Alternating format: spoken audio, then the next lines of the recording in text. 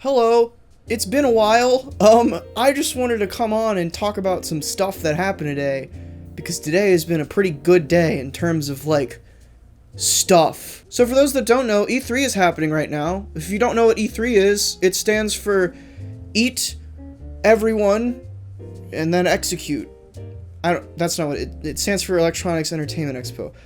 It's about video games! Believe it or not, I'm watching E3. Okay, first, we're gonna talk about Animal Crossing. So if you want to learn a fun fact about this bitch, I really like Animal Crossing, like, a lot. I actually am kind of a latecomer into the Animal Crossing franchise. Technically, my first Animal Crossing was City Folk, I believe. No, Wild World. It was Wild World. I had a R4 tape. It was like you could fill it with ROMs completely legally, and it had Wild World on there, so I tried Wild World for a bit. It was the DS one, and I just couldn't get into it. I didn't really see the appeal. Back then, I didn't really care about, like, you know, the same stuff I care about now, so I just didn't get the appeal of Animal Crossing. I did try City Folk a little bit. Same thing. I was too young to, like, care. I didn't care that much. But then New Leaf came out, and I played New Leaf, and that blew my goddamn mind! I could go on and talk about New Leaf forever, why I like it, and, you know, like the tragic story of how my year-long save file got deleted, but we're not here to talk about that! I want to talk about Switch, what was it, New Horizons? Another new, everything's new, Nintendo loves the word new! Okay, so this game, it looks great. I have some concerns, but that's not, like, overall, this is positivity video. I really like it. It looks so pretty. I'm so excited for what they're doing.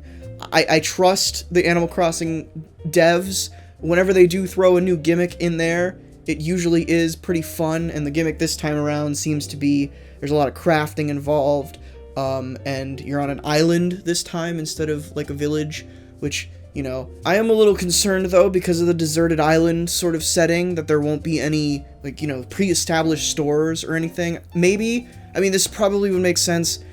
People are just going to show up on the island, or you'll invite them to the island or something, and then they'll set up their buildings as if they're in, like, the, you know, the little town square or something. I was watching the stream, and they did say that Timmy and Tommy have a store on the island, so I guess you start with that store, and that's how you get to start doing things. And then Timmy and Tommy also have a store in there too. Let me lay down the appeal of Animal Crossing for me in particular. I really do like the life sim aspect of it. It's nice to just check in every day and do some stuff. It's very nice and relaxing.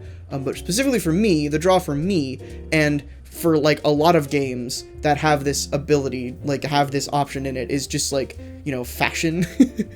I really like playing dress up and changing my character's hair and just looking cool and cute and fun and flirty. But I will say, the resource gathering stuff that is in this new one does look super interesting to me, and I have always been a fan of the collecting, like filling a museum, which that's another thing. There doesn't seem to be a museum on a deserted island from what we've seen, but, you know, I've heard some people talk about how, you know, Nook Inc., like the new Nook thing, like, you flew to this island, they flew you to this island, so maybe you can fly back to wherever you came from, and maybe that's where all the stuff is. So, like, when you took the bus or, like, a taxi into the city in City Folk, you're gonna take a plane into the city in New Horizons. Potentially. I don't know, that'd be fun. Another huge thing about Animal Crossing, this new Animal Crossing, is the animations. And that might sound like a strange thing to praise an Animal Crossing game for, but because we're on the Switch now, or I guess they just wanted to pay more attention to, like, the fidelity of what everything looks like. Obviously, every, like, mobile to Switch game has gotten a huge graphical improvement, like Pokemon as well. But all of the animations from what we've seen from New Horizons so far look so pretty and so, like, well done. I noticed when they were doing the gameplay demo at the Treehouse stream, they were playing a girl character with a ponytail, and her ponytail had physics. And that gets me so excited for just, like, you know, and the trees had physics as well. Obviously, they probably weren't actual physics. They were probably baked in animations because it's Animal Crossing. You know, there's this whole argument that gets tossed around, not so much today, but especially, like, 6 years ago of, you know, do graphics even matter? Graphics don't matter. I don't care about the graphics. and people were like, it was weird. The climate a long time ago was weird, where like if your game had good graphics, people didn't like it for some reason. They were like, if you're trying to make it look good, then it's not good, it's bad. But nowadays, it's if your game looks bad, then nobody's gonna play it. And I've always been like, even back then, I was always like, well, yeah, graphics do matter, because that's presentation, and you can get looped in and get more immersed into a game if it, you know, if you vibe with it and the graphics aren't distracting. Like, you know, there's not glitches going on all over the place. It doesn't look like a game from 1942. That's like kickball. The point I'm trying to make is that this graphical upgrade is great. And honestly, the art style has changed from New Leaf as well, because in New Leaf they did this, I don't really know what to call it.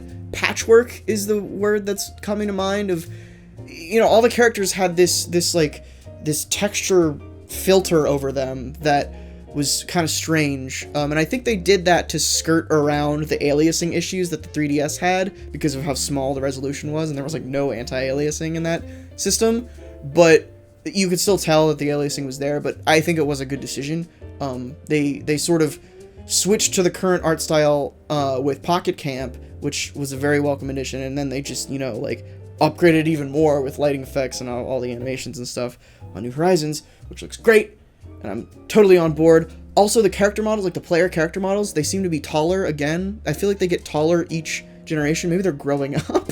But that also lends to, you know, the animations being more fluid and fun. So that's Animal Crossing. I'm going to wrap up Nintendo real quick by talking about the last thing that they showed. And, you know, I'm trying not to spend too much time on things that, you know, the conferences themselves didn't spend too much time on. Like, obviously, I'm excited for Banjo-Kazooie and Smash. Like, bro, what the fuck? Like, finally? Oh, that's just, like, Banjo and Smash is fine in and of itself, but maybe this will, like, wake Xbox up to be like, hey, maybe people do like the rare IPs. Maybe they do want a new, actual good Banjo-Kazooie game that doesn't involve cars. But yeah, I'm excited for that. I'm excited for the Dragon Quest boy coming to Smash. I'm excited for all that, but Zeldor. I'm so much more excited for fucking Breath of the Wild 2. It's like, what? It's what? How? Who? Where? When? I don't know whose decision this was, but whoever they are is great.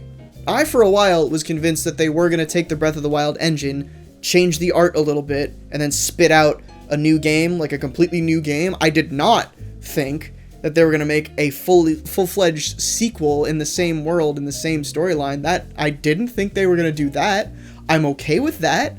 I'm very okay with that. If anybody here who's watching this video has heard me talk about Breath of the Wild before, I've had kind of a storied history with it.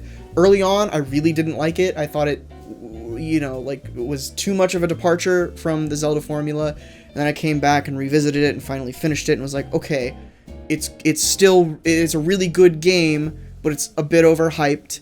And I'm still kind of in that camp. A lot of people sort of push away the bad parts of the game because either, you know, it's a Zelda game or it's Breath of the Wild and it's the best game I've ever played. And I'm like, no, it's not the best game I've ever played. Breath of the Wild, I do think it has criticisms, which kind of leads into what I hope the sequel, whatever they're going to call it, I hope they don't call it Breath of the Wild 2. That would suck.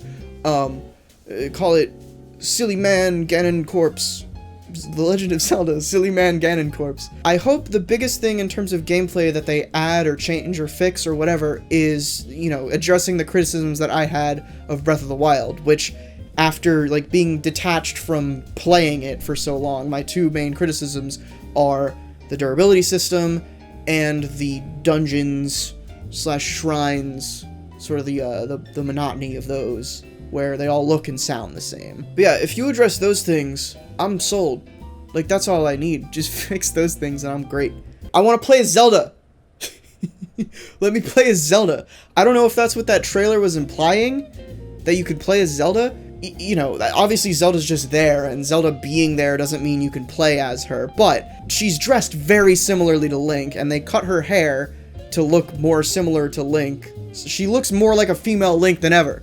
Let me play as Zelda, god damn it. I was talking to my friend Bilal after the conference, and he said that he would really enjoy if they did like a bait and switch, and Link was captured by Ganon Corpse or whatever, and then you played as Zelda instead for this one. I would fucking I would lose my shit if that happened. That would be great. Gimme Wanda Gamelon. In terms of when I think the game is gonna come out, I don't know. I feel like it might come out next year, like late next year. I would not be surprised if it was like holiday next year. Otherwise, early 2021 is probably a pretty safe bet. Obviously, they're using the same engine, and it's probably been in development for a couple years already. At least a year, I would say. So yeah, hopefully they pull a Majora's Mask, and we get this bitch soon. Okay, the last thing I wanted to talk about is related to Spider-Woman, because of course it is. This is something that just happened today randomly as well, alongside of, you know, like Marvel Ultimate Alliance 3 getting a new sweet trailer, the Avengers game being real disappointing, and, you know, other Marvel things in the gaming world. We got some comic book announcements, one of which is a new book called Strike Force. The point is, Jessica Drew Spider-Woman is on this team. I think there's also like Spectrum and Blade and Damon Hellstrom for some reason. Bucky Barnes is on there as well. I think there's a bunch of people on it, but the main reason I wanted to talk about this is because Jessica Drew is on it, and she's in her original costume. So if you don't know anything about Spider-Woman, she had the same costume for a very long time. In her first appearance, she had like a hood, and then like the next time they showed her, she took the hood off, so it was just her hair, and she stuck with that costume for probably like 30 years or something like that, until after Spider-Verse, where she was like, I'm done with this Avengers multiversal Spider-Verse bullshit. She went back to her PI life and she got new duds. And I really like that costume. I like both of them probably equally. I don't like either more than the other. I was more so just glad that finally, in a world where superheroes are constantly changing costumes, Spider-Woman got a costume change. I'm just happy that she got a different costume, and I'm kind of sad to see it go, but I'm more concerned about why it's going away. I just have this upsetting feeling that they're just going to open the book, they're going to open Strike Force, and she's just going to be in the old costume, and they're not going to talk about it at all, like why, or give a reason. Like, thinking if that does happen, I'm probably just going to have to shut up and be fine with it, because who cares but me? But it's just when the costume change was so tied in and like heavily influenced by a character like change in motivation, I feel like that needs to be undone or addressed in some way.